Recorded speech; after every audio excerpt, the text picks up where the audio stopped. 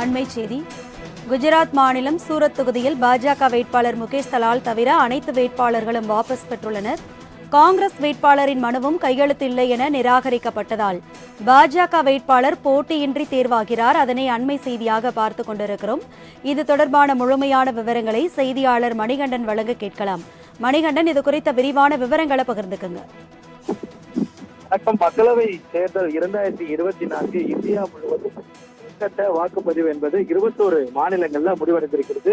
தொடர்ந்து 5 கட்ட வாக்குப்பதிவுகள் நடைபெற இருக்கக்கூடிய சூழல்ல குஜராத்ல இருக்கக்கூடிய சூரத் மக்களவை தொகுதிக்கான தேர்தல் என்பது வாக்குப்பதிவு நடைபெறாமல் முடிவுகள் எட்டப்பட்டிருக்கிறது. ஏனென்றால் பாரதிய ஜனதா கட்சியை தவிர்த்து அந்த தொகுதியில நின்ற மற்ற வேட்பாளர்களின் வேட்புமனு தாக்கல் என்பது ஏற்றுக்கொள்ளப்படாத நிலையில அவர் போட்டியின்றி வெற்றி பெறுவதாக அறிவிக்கப்பட்டிருக்கிறது. குறிப்பாக அந்த தொகுதியில விண்ணப்பங்களை பதிவு செய்திருந்த சுயேட்சை வேட்பாளர்களின் மனுக்கள் திரும்ப பெறப்பட்டிருக்கிறது. அது மட்டுமல்லாமல் காங்கிரஸ் கட்சியின் சார்பில் அந்த குஜராத் மாநிலத்தில் இருக்கக்கூடிய சூரத் தொகுதியில நேற்றிருக்கக்கூடிய நிலேஷ் கும்பானி அவர்களது மனு என்பது உரிய கையெழுத்து இல்லாததால மாவட்ட தேர்தல் நடத்தும் அதிகாரியின் மூலமாக நிராகரிக்கப்பட்டிருக்கிறது.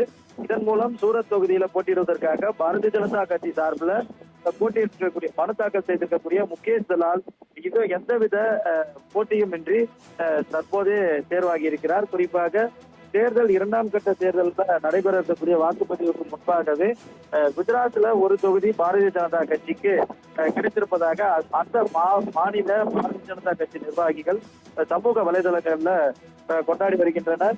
மேலும் குஜராத்ல இருக்கக்கூடிய கூட்டணி என்பது இந்த செயலின் காரணமாக கடும் கண்டனங்களை வெளியிட்டு வருகின்றனர். போட்டியின்றி சூரத் தொகுதியை கைப்பற்ற பாஜக குறுக்கு வழியில் செயலாற்றியிருப்பதாக காங்கிரஸ் கட்சி நிர்வாகிகள் கண்டனங்களை வெளியிட்டனர். மேலும் காங்கிரஸ் வேட்பாளருக்கு வேட்புமனுவில் கையெழுத்திட்டவர்களை பாரதிய ஜனதா கட்சியினர் கடத்தி சென்றிருப்பதாகவும் காங்கிரஸ் சார்பில் புகார் அளிக்கப்பட்டிருக்கிறது.